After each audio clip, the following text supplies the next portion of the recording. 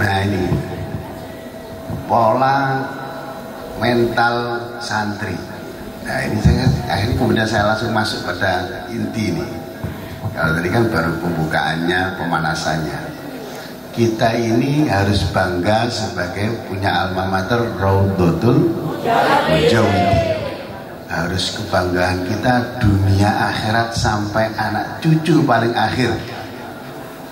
Siap? Siap? Kita harus bangga punya alma mater Raudhatul Mujawidin. Lahir batin sampai anak cucu paling akhir. Siap? Kenapa saya bicara kemudian punya alma mater? Supaya kita punya status di dalam bermasyarakat. Jadi status santri kita bukan pada saat kita di pesantren. Jangan sampai kemudian kita setelah keluar, oh ini loh mantan santri. Naudzubillah min dzalik. Jadi status santri itu harus terbawa sampai pada saat kita mati dan kita diteruskan oleh anak cucu kita. Walaupun toh mungkin Bapak MC tadi menyatakan Kiai, Romo dan sebagainya, tapi posisi tetap kula lan panjenengan sedaya padha dadi santrine. Kula lan panjenengan sedaya padha-padha dadi santri. Santri ini sinten? Santri ini sinten? Santri Abi Burhan. Abi Burhan gak ada guru mboten? Nah, terus coba ngerti guru Nabi Burhan? Bayi Syarani. Bayi Syarani santri ini sinten? Bayi Arwani santri ini sinten? Bayi Arwani sinten? Santri ini sinten? Mbah Munawir dan Mbah Hasyim Asy'ari tak tambahi. Mbah Arwani niku santrine Mbah Munawir Abdur Rasyad lan santrine Mbah Hasyim Asy'ari. Wedal semanten Mbah Munawir sempat kate dibek mantu Mbah Hasyim tapi mboten sida. Mbah Arwani karena sak marini ngaji iki Mbah Munawir baru ngaji teng Mbah Hasyim Asy'ari.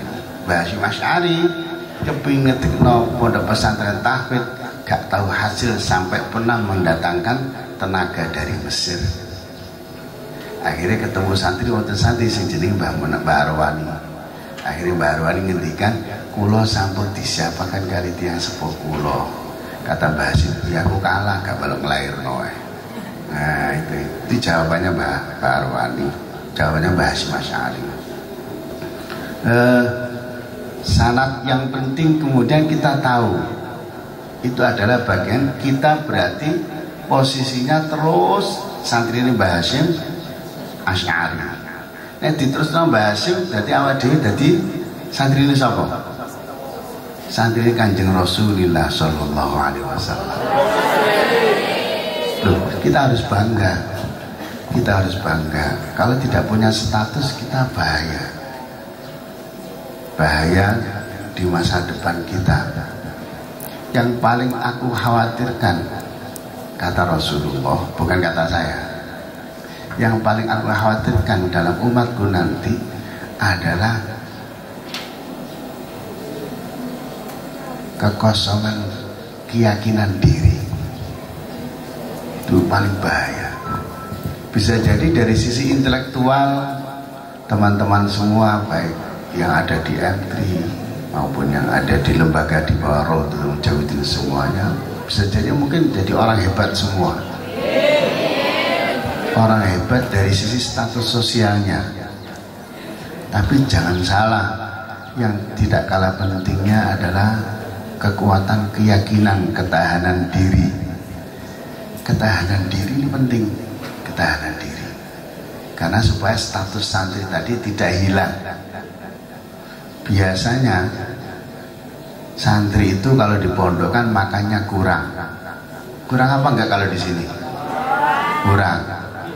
Oh lebih ya?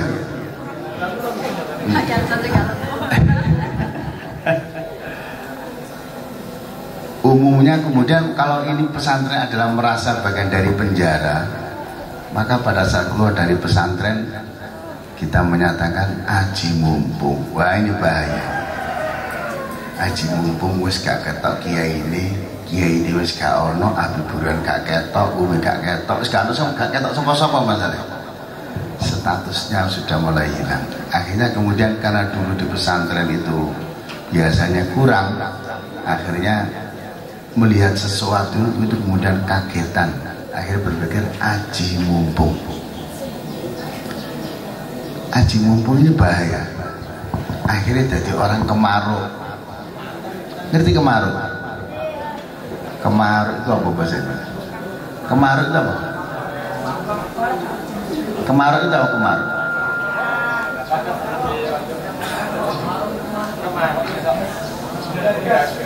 Geragas, serakah, wal kedual pokoknya sakit diuntal.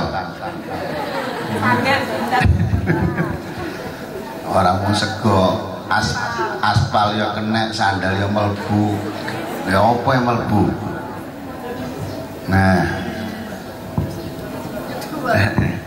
ini yang saya butuhkan adalah ketahanan diri pada saat status santri mulai diromu sampai keluar. Saya pesan tadi sampai akhir hayat dan diturunkan pada sampai anak cucu. Nah ini ya, ini yang saya tekankan itu. Yang kedua berkaitan dengan urusan apa namanya, kebersihan. Apa? Kebersihan. Santri ini kalau sampai berbicara hadisnya, pokoknya ngelontok. Kalau dari sisi kebersihan, kalau dari sisi kebersihan.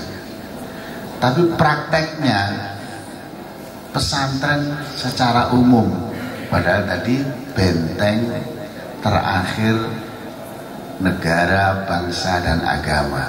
Sementara kebersihan ini bukan bagian dari kehidupan kita. Ini yang bahaya.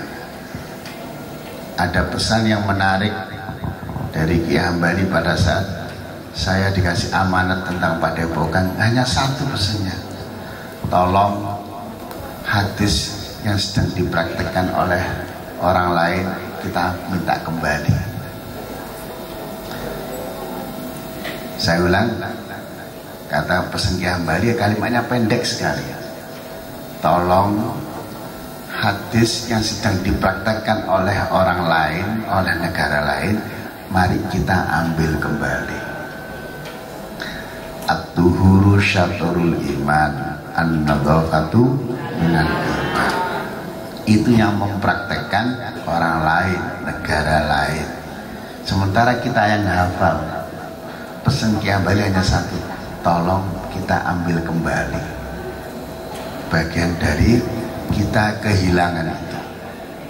Kalau itu kemudian kita bisa pertahankan dan kita wujudkan, maka kita punya nilai dipandang oleh orang lain. Kebersihan itu mulai dari urusan BB, tahu BB? Bau badan.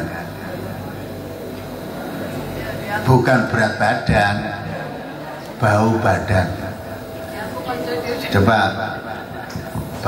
Coba saman duduk di sebelah teman saman itu bau apa enggak? Loh, ini serius ini.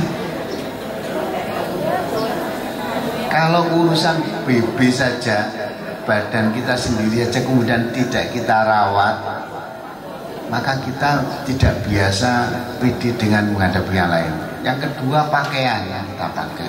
Pakaian tidak perlu mahal dan mewah.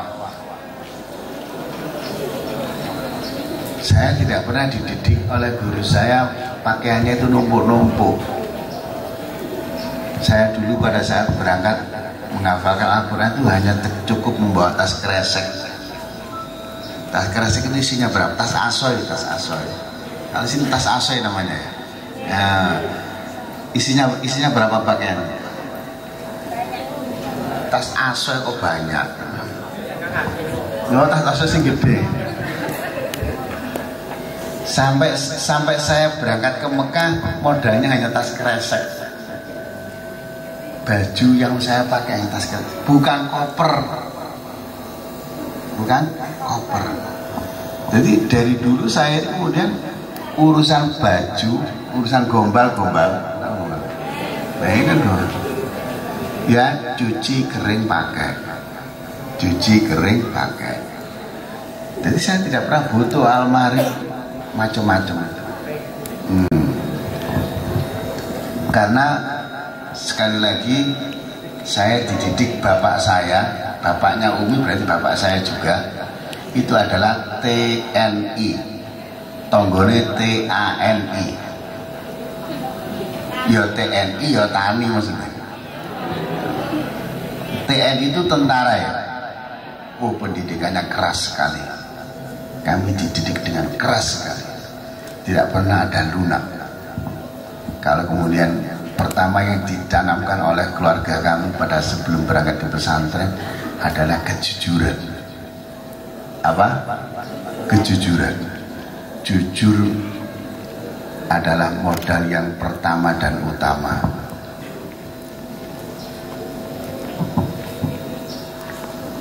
Jujur saja kata Rasulullah dikasih surga, apalagi dunia seisinya. Orang jujur itu dijamin surga oleh Allah, apalagi berbicara dunia seisinya. Kejujuran adalah pendidikan dasar kami, saya dan Umi yang ada di dalam keluarga kami, termasuk Badawi, ya, termasuk Budi Sop itu. Jadi kalau seandainya kemudian hal yang kecil, jadi tidak pernah kemudian kita dididik kemudian gampang katutan urusan uang, duit keleleran itu gak oleh gampang kepingin, gak gampang kepingin apa yang dimiliki orang lain. Kalau toh seandainya kami butuh, kita butuh, maka kemudian saling ngomong, ini punya sampean tak, aku boleh ya pinjem atau pakai. Padahal saudara. Nah ini didikan keluarga kamu. Siapa kita? Raudhatul Mujawidin. Nahdlatul Ulama. NKRI. Ya, sip. Nanti tak mimpin satu. Udah lagi. Ya, jadi semangat itu ya. Dan abah saya memang hobi buku, semua buku dibaca dan semua ada coretannya, ada catatannya sampai akhir hayat. Nah ini yang semoga kami keluarga bisa nurun ya, menurun pecinta ilmu. Salah satu dalam buku beliau itu ada rumus 9I, banyak banget ya. Ini nggak apa-apa, ini saya kasih kulit-kulitnya, nanti berikutnya bisa diteruskan di lain waktu oleh Bu An. I yang pertama adalah ikhtiar. Tapi sampai dorong mangan ya. Gak lesung. Soalnya saya itu sama suami saya sehari makan 7 kali. Jadi pekerjaannya benar-benar hidup untuk makan. Jam 5 makan, jam 8 makan, jam 11 makan, udah makan terus 7 kali sebelum ya. Pertama ikhtiar ya. Ikhtiar itu apa? Artinya apa ikhtiar? Memilih. Ikhtiar. Iya, ikhtiar itu memilih, berusaha. Diartikan di sini memilih mana prioritas. Ya. Ya. Ini memang dikait-kaitkan dengan I sama Abah ya. Jadi kalau kita biasa mengartikan ikhtiar itu berusaha, artinya berusaha juga diartikan Allah yakhluqu ma yasha'u wa yakhtar. Allah lah yang menciptakan dan beliaulah juga yang memilihkan untuk makhluknya mana yang terbaik.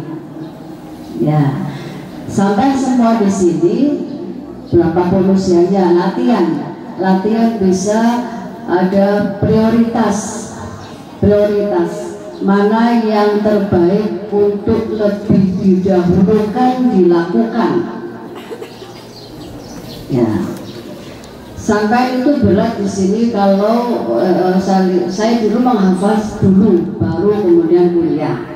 Nah, sampai kan yang ngapalno ya sekolah, yang ngapalno Quran, yang ngapalno tajwid, yang ngapalno sembarang hadis, pasti itu bingung.